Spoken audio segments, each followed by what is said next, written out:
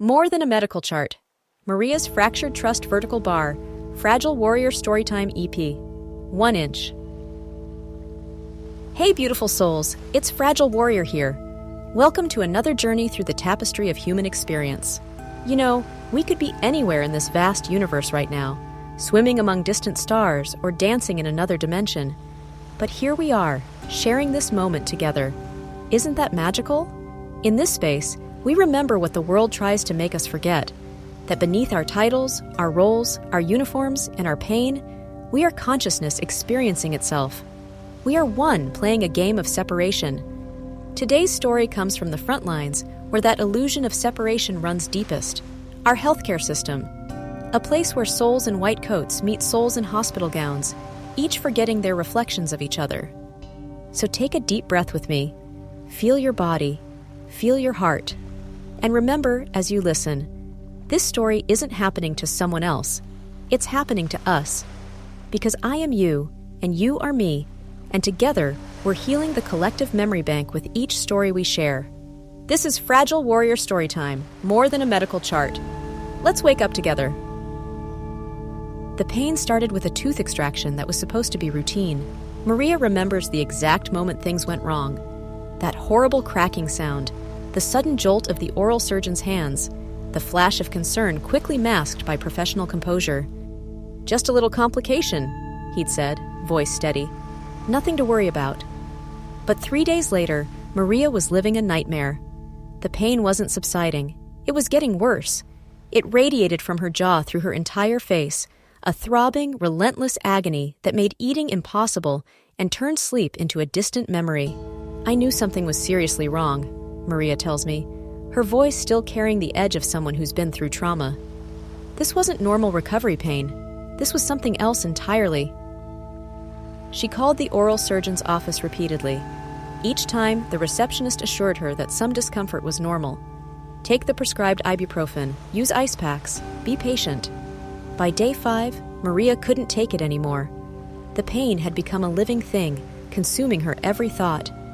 She drove herself to the oral surgeon's office without an appointment, tears streaming down her face. I remember sitting in that waiting room, holding my jaw, rocking back and forth, she says. People were staring. I didn't care. I just needed someone to help me. When she finally saw the doctor, Maria begged for help. Through tears, she explained that she couldn't function, couldn't work, couldn't live with this level of pain. The doctor barely looked up from her chart. We don't want to start down the path of narcotic dependency, he said coolly. Have you considered that your reaction might be anxiety-related? I can prescribe something for that. Maria couldn't believe what she was hearing. I'm not anxious. I'm in pain. Something is wrong with my jaw. After insisting, she finally convinced him to take another X-ray. The results confirmed her fears. The extraction had fractured her jawbone, a serious complication that explained her extreme pain. But even with this evidence, the doctor remained reluctant. I'll prescribe you some antidepressants, he said. They can help with pain management too. Maria felt something break inside her that had nothing to do with her jaw. In that moment, I realized I wasn't a patient to him. I was a potential liability, a nuisance, maybe even a drug seeker in his eyes. She left with a prescription for antidepressants and the same ibuprofen recommendation that hadn't touched her pain for days. I sat in my car and sobbed, she recalls, not just from the physical pain, but from feeling so helpless. My health was in this doctor's hands, and he didn't believe me. Desperate, Maria went to the emergency room that evening. After a 4-hour wait, the ER doctor reviewed her case and sighed. This isn't really an emergency.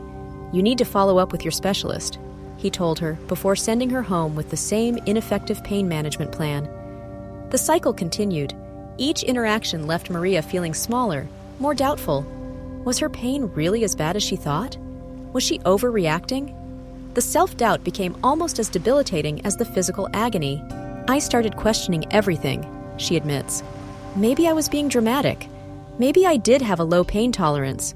You start to internalize what they're telling you, even when your body is screaming that something is wrong. A week after the extraction, Maria collapsed at home. Her sister found her on the bathroom floor, feverish and delirious with pain. This time, they went to a different hospital. That probably saved my life, Maria says quietly. At the new hospital, a compassionate emergency physician ordered additional scans. They revealed not just the bone fracture, but a developing infection at the surgical site, a potentially life-threatening complication if left untreated. The doctor was shocked when she saw my records, Maria recalls. She asked me, "Has no one given you proper pain management for this?" When I shook my head, I saw actual anger in her eyes, not at me, but at the system that had failed me. For the first time since her ordeal began, Maria received appropriate treatment: antibiotics for the infection, adequate pain management for the acute injury, and a referral to a different oral surgeon for proper follow-up care. The nurse practitioner who took over my case did something so simple but so powerful, Maria says, her voice softening. She sat down, looked me in the eye, and said, "I believe you're in pain. Let's work together to address it properly." I started crying right there. Just being believed meant everything. The experience left Maria with more than physical scars. 2 months later, she still deals with anxiety about seeking medical care. "I second-guess everything now. Am I sick enough to go in? Will they take me seriously? It's exhausting to feel like you have to prove your pain is real." Maria's story isn't unique. Studies show that pain, particularly in women and minorities, is often undertreated, dismissed, or attributed to psychological causes rather than physical ones. The opioid crisis, while a legitimate concern, has sometimes created a culture of suspicion that leaves patients with genuine pain without adequate relief. "I understand doctors need to be careful with pain medication," Maria acknowledges, "but there has to be a middle ground between reckless prescribing and refusing help to someone with a documented injury." Now, Maria is sharing her story to help others who might find themselves in similar situations. "Trust your body," she advises. "If something feels seriously wrong, it probably is. Keep advocating for yourself, even when it's hard. And if one doctor dismisses you, find another one." She pauses, then adds, "And to healthcare providers, please remember, behind every patient chart is a human being in pain. Leading with compassion doesn't mean abandoning caution. It just means seeing the person first, not just their symptoms or risk factors." Maria's fractured jaw has begun to heal. Whether her trust in the medical system ever will, that remains to be seen. "I still need medical care throughout my life," she says. "I have no choice but to try to rebuild that trust, one appointment at a time." Beautiful souls, as we close Maria's chapter in our collective story, I invite you to sit with what you're feeling right now. Maybe it's anger at a system that separates us.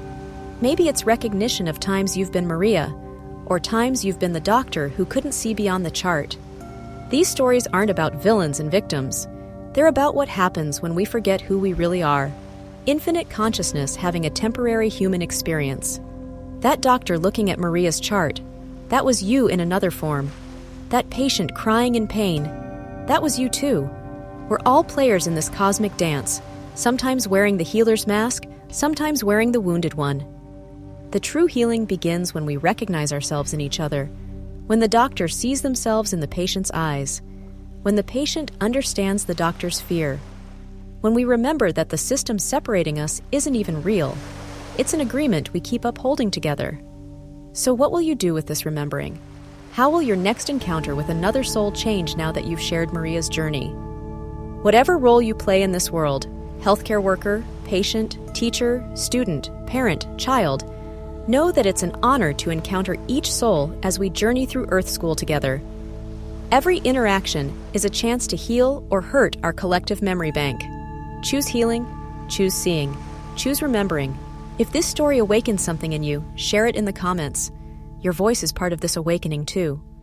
Until our next journey together, this is Fragile Warrior reminding you, I am always loving you, I am always feeling you, I am you, and you are me. We are one. Stay conscious, beautiful souls.